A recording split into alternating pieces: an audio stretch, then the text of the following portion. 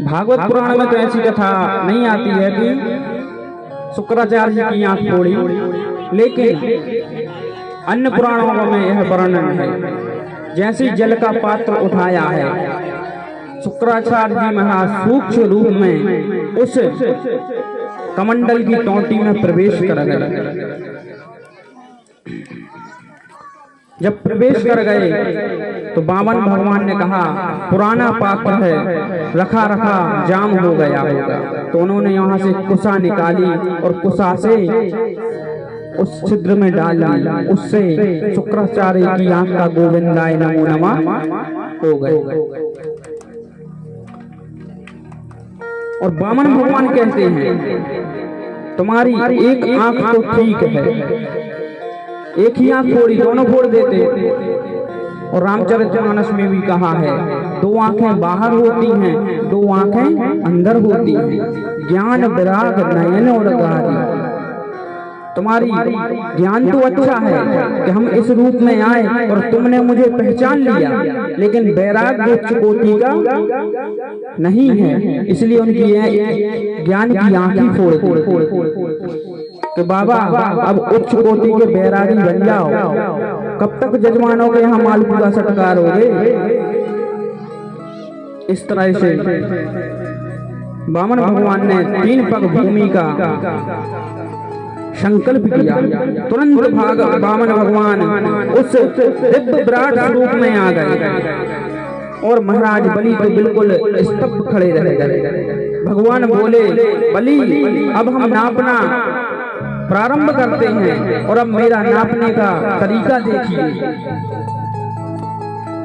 एक चरण नीचे को बढ़ाते हुए अतल बतल सुताल तलातल महाताल सातों लोगों को नाप दिया, और ये दूसरे चरण में ऊपर के सातों लोग नाप लिए। और जैसे ही ब्रह्मलोक से निकलता हुआ उनका चरण जा रहा था तो ब्रह्मांड में छिद्र हो गया और उससे गंगा जी का प्रकट हो गया। बोलो गंगा जी की जय। और उस गंगा जी को ब्रह्मा जी ने अपने कमंडल में रख लिया और वही भगवान के चरणों की निकली हुई विष्णुपति भागीरथी जी लेकर आए। आगे आप लोग श्रवण करेंगे। जब भगवान ने कहा, बलि बताओ, दोनों चरण में मैंने पूरी त्रिलोक की संपत्ति नाप ली है, अब तीसरा चरण कहाँ रखूं। तुरंत बलि जी बोले कि महाराज ये बताइए, संपत्ति बड़ी होती है कि संपत्ति वाला। तो प्रभु कहते हैं, संपत्ति वाला बड़ा होता है, तो तीसरा चरण हमारे सिर पर रख लीजिए। तुरंत श्री हरि ने तीसरा चरण बलि के मस्तक पर रख दिया और कहा कि बलि मैं तुमसे बहुत प्रसन्न हूँ, जाओ तुम सुतल लोक में रहकर ऐश्वर्य आराम से रहो और अगले मनमंत्र में इंद्र की पदवी को संभालना। इस तरह से बामन भगवान ने बलि का घमंड चूर चूर करके देवताओं को स्वर्ग का अधिपति बनाया है। अब आगे सुखदेव जी महाराज कहते हैं, इस प्रकार से भगवान अपने भक्तों के लिए बड़े विचित्र अवतार धारण करते हैं। एक बार तो भगवान मछली के रूप में प्रकट हुए। सत्यव्रत नाम के एक राजा थे जो नित्य स्नान आदि करके सूर्य भगवान को अर्घ्य दिया करते थे। एक बार स्नान करने के पश्चात हाथ में जल लेकर सूर्य भगवान को अर्घ्य दे रहे थे, तो उनके हाथ में जल के साथ एक छोटी सी मछली आ गई, तो उन्होंने वह जल फेंक दिया। दोबारा जल लिया तो पुनः वह मछली उनके अंजलि में आ गई, फिर फेंक दिया। तीसरी बार जब फेंक ही रहे थे तो मछली बोली, महाराज मुझे क्यों फेंकते हो, मैं बहुत भयभीत हूँ। इस जल में बड़े बड़े जीव मुझे आंखें फाड़ फाड़ कर देख रहे हैं कि कब मैं इसका ग्रास बन जाऊं। राजा को बड़ा कौतूहल हुआ कि कैसे एक मछली बोल सकती है। इस तरह से महाराज उस मछली को अपने कमंडलू में रख कर ले आए। संध्या वंदन आदि करके निर्वृत्त होकर घर जा ही रहे थे कि अचानक उस मछली के कमंडल से आवाज आने लगी कि मैं अब बड़ी हो गई हूँ, कमंडल में नहीं बनती, मैं फंस गई हूँ। और मछली बोल पड़ी, महाराज इसमें मुझे कष्ट हो रहा है, इससे निकालकर मुझे और कहीं डाल दीजिए। तो वहीं पर एक पात्र था, उसमें डाल दिया। थोड़ी देर बाद मछली फिर बड़ी हो गई, फिर कहती है मुझे इसमें भी कष्ट हो रहा है। तब राजा ने हाथ जोड़कर प्रार्थना की कि आप बताइए प्रभु आप कौन हैं। तो तुरंत मछली से ठाकुर जी महाराज प्रकट हो गए। बोलिए मत्स्य भगवान की जय हो।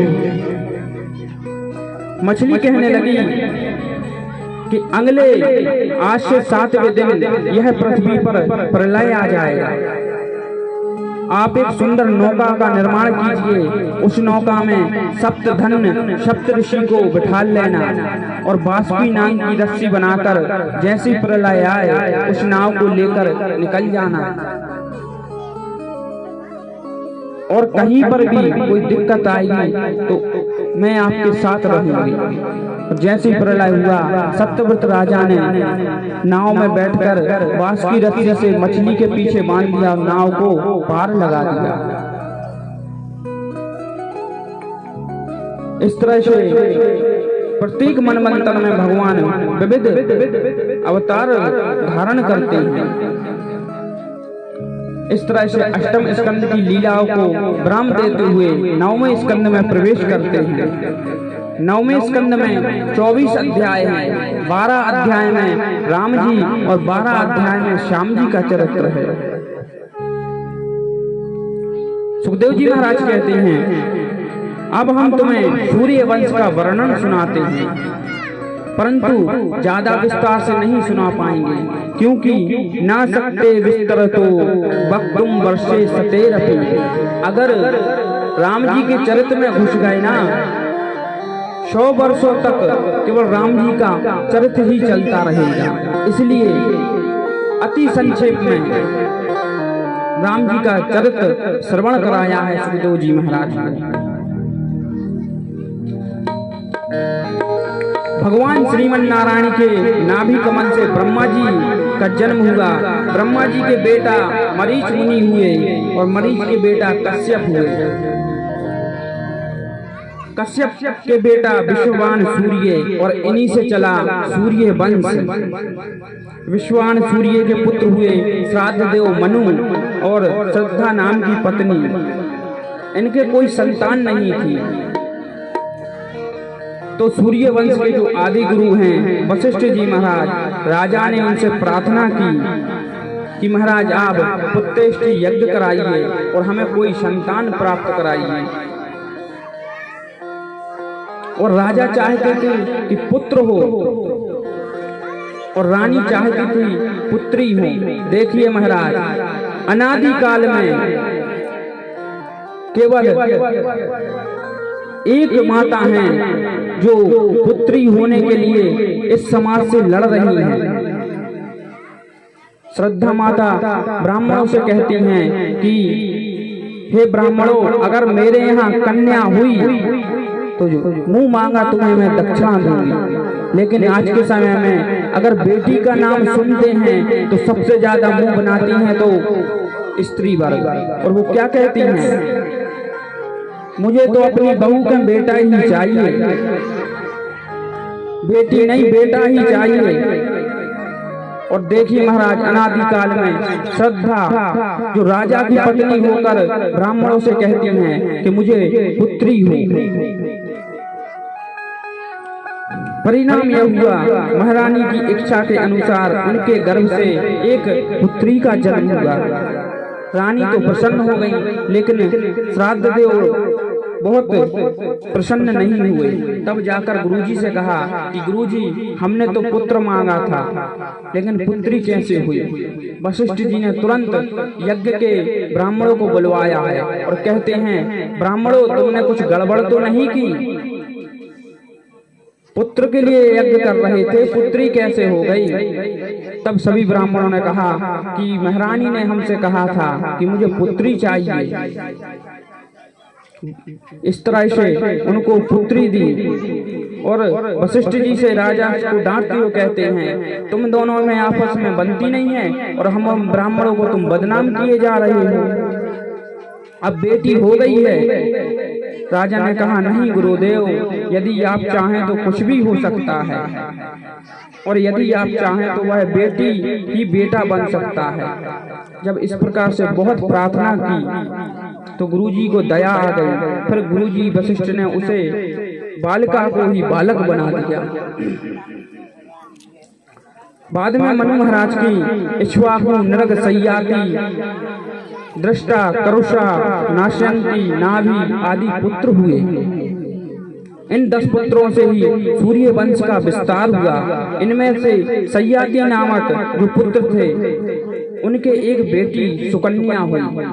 कालांतर में च्यवन ऋषि के भोगे से नेत्र फोड़ दिए तो च्यवन ऋषि ने उनसे शादी की और आगे अश्वनी कुमारों की सहायता से च्यवन ऋषि के नेत्र ठीक हो गए। इन्हीं के वंश में महाराज रेवत हुए। इनके 100 पुत्र थे। बड़ा का नाम था कुकुतमी। इन्हीं के पुत्री रेवती बलराम जी के साथ शादी हुई। सुखदेव जी महाराज कहते, परीक्षित, मनु महाराज के जो दूसरे बेटे थे नाभाग, उनसे हुए नभग, और नभग के बेटे हुए परम भागवत अम्बरीश जी महाराज। शाभे मना कृष्ण पदार बिंदियो वचंसी वैकुंठ गुणानुवर्णानि। अम्बरीश जी महाराज का नियम था कि अपने कानों से सदा भगवान का सेवा करना, अपने हाथों से ही मंदिर में झाड़ू लगाना। देखिए महाराज, कितने बड़े चक्रवर्ती सम्राट होकर भी भगवान की सेवा अपने हाथों से करते हैं। और आज के युग में अगर थोड़ी सी संपत्ति आ गई तो 2 ब्राह्मणों को लगा दिया कि जाओ मंदिर में पूजा करते रहो। इतना भी टाइम नहीं है महाराज मनुष्य के पास। अम्बरीश जी महाराज किसी भी दास दासियों पर विश्वास नहीं करते थे। पता नहीं ठाकुर जी का कैसे प्रसाद बनाएंगे, कैसे उनकी सेवा करेंगे। एक दिन की बात है, अम्बरीश जी महाराज अपने हाथों से गेहूं पीस रहे थे कि उनको अचानक पसीना आने लगा और उन्होंने देखा कि पीछे से ठाकुर जी महाराज अपने पीताम्बर से हवा कर रहे हैं। तुरंत ठाकुर जी महाराज श्री हरि के चरणों में गिर गए और कहते हैं, महाराज आप उल्टी गंगा मत बहाइए। एक बार अम्बरीश जी महाराज ने एकादशी का निर्जला व्रत किया। द्वादशी लगने वाली थी, इतने में दुर्वासा जी ऋषि आ गए और कहा कि जाओ फलहार की व्यवस्था की जाए, हम लोग स्नान आदि से निवृत्त होकर आ रहे हैं। और द्वादशी तिथि क्षय थी, इस कारण से अम्बरीश जी ने सभी ब्राह्मणों से पूछा कि महाराज अब क्या किया जाए। तब सभी ब्राह्मणों ने कहा कि ठाकुर जी का चरणामृत पी लो, इससे उपवास भी रह जाएगा और व्रत भी टूट जाएगा। और जैसे जल ग्रहण कर ही रहे थे कि दुर्वासा जी आ गए। फिर तो क्रोध के मारे दुर्वासा जी ने अपनी जटा उखाड़कर फेंक दी और कहा कि जाओ, अम्बरीश जी ने अपराध किया है, अम्बरीश जी को जलाकर भस्म कर दो। जैसे ही वो कृत्या आगे बढ़ी, तुरंत ठाकुर जी महाराज का चक्र आ गया, क्योंकि महाराज रामचरितमानस में भी कहा गया है, राम सिया भज बारंबारा चक्र सुदर्शन है रखवारा। क्योंकि भक्तों की तो महाराज ठाकुर जी ने अपने सुदर्शन को आज्ञा दे रखी है, जहाँ कहीं भी भक्त को कोई परेशानी हो, मेरी आज्ञा के बिना उस भक्त की रक्षा करने के लिए चले जाना। इस तरह से सुदर्शन चक्र ने उस कृत्या को भस्म किया और फिर पीछे दुर्वासा जी के लग गए। अब दुर्वासा जी महाराज तो परेशान, दौड़े दौड़े ब्रह्मलोक में गए, ब्रह्मा जी से शिकायत की कि महाराज बचा लीजिए मुझे इस चक्र से। तुरंत ब्रह्मा जी ने हाथ खड़े कर दिए कि महाराज जिसका चक्र है उसी के पास जाएं। अब विष्णु भगवान के पास गए। विष्णु भगवान से कहते हैं महाराज आपका चक्र से शांत कर लीजिए। तुरंत विष्णु भगवान ने भी हाथ खड़े करके कहा कि मैं आपकी कोई सहायता नहीं कर सकता। तब दुर्वासा जी कहते हैं तो क्या मेरी शरणागति विफल जाएगी? और शरणागति की रक्षा करना आपका धर्म है। तब नारायण भगवान कहते हैं नहीं नहीं, मेरी शरणागति विफल नहीं जाएगी। ऐसा करो, जिस भक्त का तुमने अपराध किया है उस भक्त की शरण में चले जाओ। और रामचरितमानस में तो नारद जी ने अनेक दोष लगाए हैं। परम स्वतंत्र न सिर पर कोई, यहाँ पर प्रभु अपनी स्वतंत्रता स्वीकार नहीं करते हैं। इस तरह से 1 साल बाद जब तुरंत अम्बरीश जी के पास वो लौट कर आए हैं। दुर्वासा जी भागकर वापस आए, अम्बरीश जी के चरणों में गिर गए। तुरंत अम्बरीश ने उठाकर उनके चरणों में गिर गए और कहते हैं महाराज आप क्यों उल्टी गंगा बहाते हैं? तब